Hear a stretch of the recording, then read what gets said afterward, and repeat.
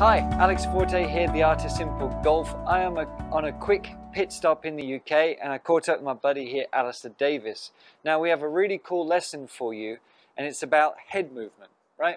And what you see a lot of times and what I see is golfers basically keeping their head down, and it just kills so many aspects of the golf swing, right?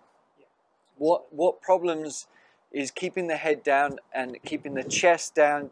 Just how does that disconnect us? How does that kill consistency, power, and all that? Well, all of those really, but the main thing for me is when you keep your head down too long, it really restricts you to transfer your energy into the golf ball and beyond. Yeah. And it also makes your radius of your golf swing shorten, which affects contact massively. So the guys that kind of top the ball and then get scared and think, okay, I need to keep my head down longer, and their buddies are all saying to them, you lifted your head. So it's actually compounding the issue. So when you say the radius, what do you mean on that?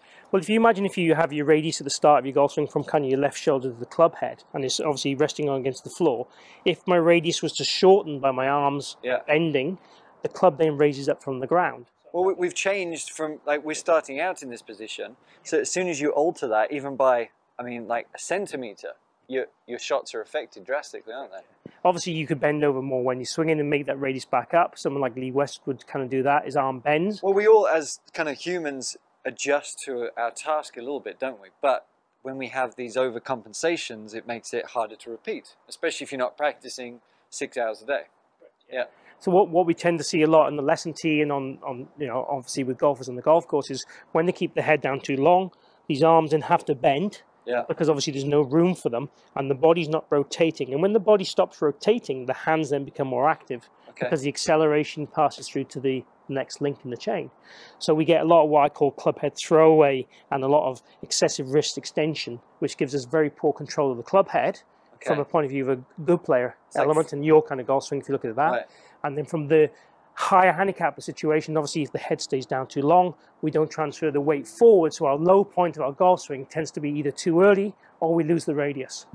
Either one of those two scenarios. All right, so inconsistency and crap shots, basically.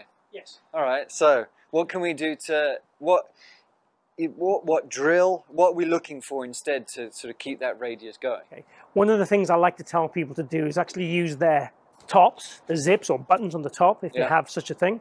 In your case, you have a zip, which is perfect. I like to get them to feel that their chin and zip kind of mirror each other.